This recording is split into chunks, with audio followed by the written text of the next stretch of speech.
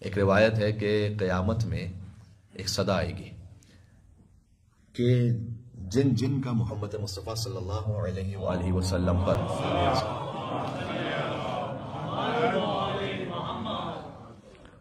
کوئی حق باقی ہے وہ کھڑے ہوں.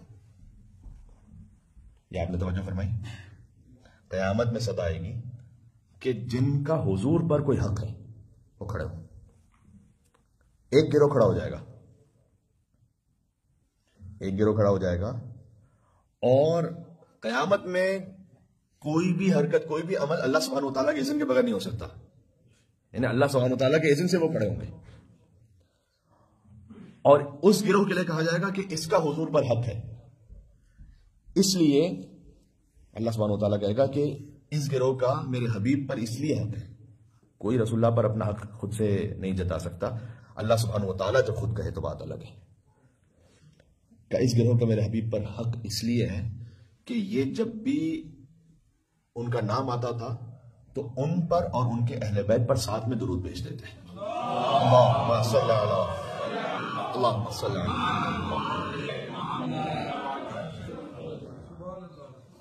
اللہ اکبر. درود کی عبادت وہ ہے کہ اللہ سبحانہ وتعالیٰ کو یہ کہتا ہے کہ آپ کا حق بن گیا رسول اللہ صلی اللہ علیہ وآلہ وسلم پر. کہ جب یہ درود بھیجتے تھے میرے حبیب پر تو ان کے اہل بیت پر ساتھ میں درود بھیجتے تھے. روایتیں ختم نہیں ہوئی. اللہ سبحانہ وتعالیٰ کہے گا کہ اب جاؤ اہل محشر کے درمیان، جس نے تم سے کبھی کوئی زندگی میں مہربانی کی ہو اس کا ہاتھ پکڑو اور ساتھ لے کے جاؤ جنت میں اسے اپنے. سبحان اللہ. یہ دو لفظ روایت میں، لے جاؤ اسے جنت میں. سبحان اللہ. یعنی درود کی عبادت وہ ہے کہ ایک تعلق بنتا ہے آپ کا قلبی طور پر، واقعا آپ روحانی طور پر محسوس کرتے ہیں اسے.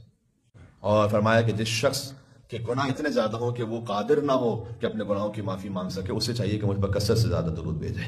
اللہم صلی علی محمد وعلی محمد. جمعے کے دن سب سے افضل عبادت یہ بتلائی گئی ہے، 100 مرتبہ درود بھیجنے کی خاص تاکید کی گئی ہے. امام صادق علیہ السلام انہوں نے بھی ارشاد فرمایا ہے کہ ما من عمل فی یوم الجمعہ افضل من صلوات علی محمد وعلی محمد. مستحب اعمال میں کوئی بھی عمل حضور پر درود بھیجنے سے زیادہ افضل نہیں ہے جمعے کے دن. لہذا آپ جتنے مستحب اعمال کریں سب سے زیادہ افضل عمل ہے حضور مکرم پر درود بھیجنا. اور یہ میں نے عرض کیا کہ یہ درود کی جو عبادت ہے یہ ہمیں قلبی طور پر جوڑ دیتی ہے حضور صلی اللہ علیہ وآلہ وسلم سے، نظام کائنات سے، اس لیے کہ ہر کائنات کی ایک ایک شے حضور پر درود بھیج رہی ہے، بلکہ اللہ سبحانہ وتعالیٰ خود حضور پر درود بھیج رہا ہے. اللہم صلی علی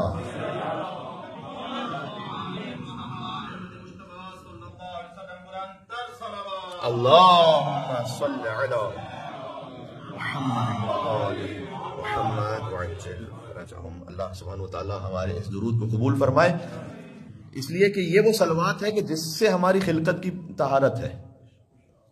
زیارت جامع کبیرہ میں جعل صلاتنا علیکم طیبا لخلقنا وطہارتا لانفسنا وتزکیۃ لنا وکفارۃ لذنوبنا. اہل بیت جب ہم آپ پر درود بھیجتے ہیں تو یہ ہماری خلقت کی پاکیزگی کا اعلان ہے. آپ کا درود بھیجنا ہماری خلقت کی پاکیزگی کا اعلان ہے. طیبا لخلقنا وطہارتا لانفسنا، نفس کی طہارت ہے، وتزکیۃ لنا وکفارۃ لذنوبنا. یہ سب کچھ اسے ایک درود میں ہے.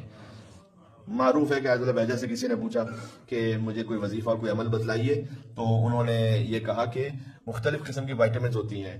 ڈاکٹر صاحب تشریف فرمائے تو وائٹامن اے ہے، بی ہے، سی، الگ الگ، لیکن ایک اللہ سبحانہ وتعالیٰ نے ایسا ذکر رکھا ہے جس میں ہر قسم کی کوئی ملٹی وائٹامن ہوتی ہے نا، وہ ہے درود بھیجنا. وہ یہ ہے کہ اس میں ہر قسم کی جو حاجت ہے وہ پوری ہو جاتی ہے.